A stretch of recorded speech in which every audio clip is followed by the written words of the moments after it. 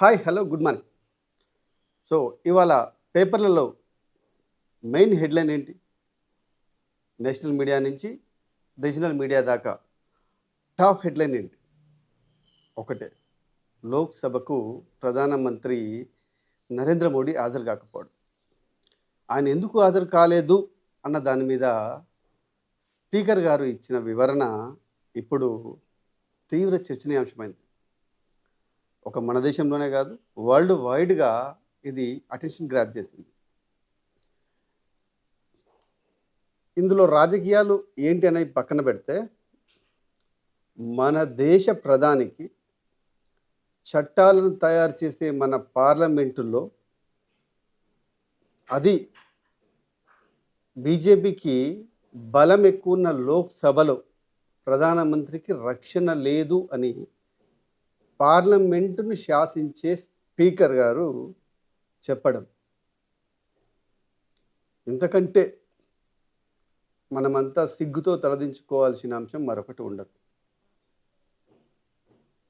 సాక్షాత్తు మన దేశాన్ని నడిపించే ప్రధానమంత్రికి మన పార్లమెంట్లో మన ఎంపీల నుంచి థ్రెట్ ఉందని, దాన్ని అవాయిడ్ చెయ్యలేక అసలు ప్రధానమంత్రినే లోక్సభకు రావద్దు, మీరు వివరణ ఇవ్వద్దు అని చెప్పానని చెప్పేసి స్పీకర్ చెప్పడం అంటే అంతకంటే దురదృష్టకరం ఇంకేముంటుంది?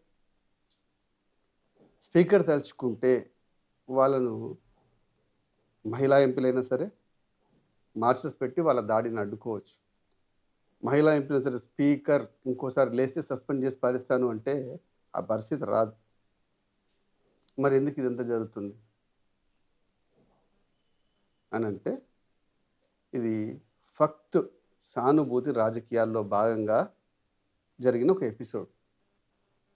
అసలు ఇప్పుడు దేశంలో ఏం కుప్పలు ముచ్చుకుపోయాయని చెప్పేసి ప్రతిపక్షాలు ఇంత అగ్రెసివ్ స్టెప్ తీసుకున్నాయి. మహిళా ఎంపీలను ముందు పెట్టి ప్రతిపక్ష నేత రాహుల్ గాంధీ ఎందుకు రాజకీయం చేస్తున్నారు? దాన్ని తిప్పికొట్టడానికి ఎన్డీఏలో మహిళా ఎంపీలు చాలామందే ఉన్నారు కదా. ప్రతిపక్షంలో పోల్చుకుంటే అధికార పక్షంలోనే కదా, మోడీ టీంలోనే కదా ఎక్కువ మంది మహిళలు ఉన్నారు. వాళ్ళని వీళ్ళు నిలువరించలేరా? పార్లమెంటులో అధికార విపక్షాల మధ్య వాగ్వాదం జరిగిన, ఒక రక్కస్ జరిగిన, అది ఆ సెషన్ మట్టుకే ఉంటుంది. అదొక వార్త, మట్టుకే పరిమితం.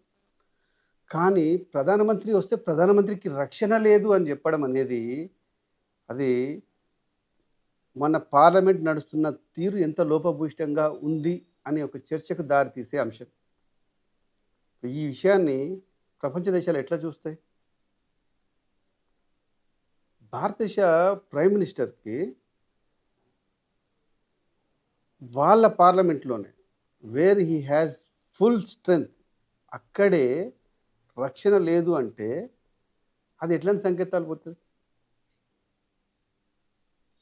అంతర్జాతీయంగా భారతదేశంలో మనం చెప్పుకుంటున్నాం కదా, ప్రపంచంలోనే అతి పెద్ద ప్రజాస్వామ్యం అని. అట్లాంటి దేశంలో ఆ దేశ ప్రధానమంత్రికి వాళ్ళ పార్లమెంట్లో చట్టాలు చేసే వాళ్ళ లోయర్ సభలోనే రక్షణ లేదు అనేది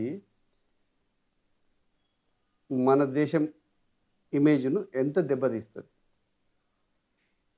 ఈ మాత్రం ఆలోచించట్లేరా?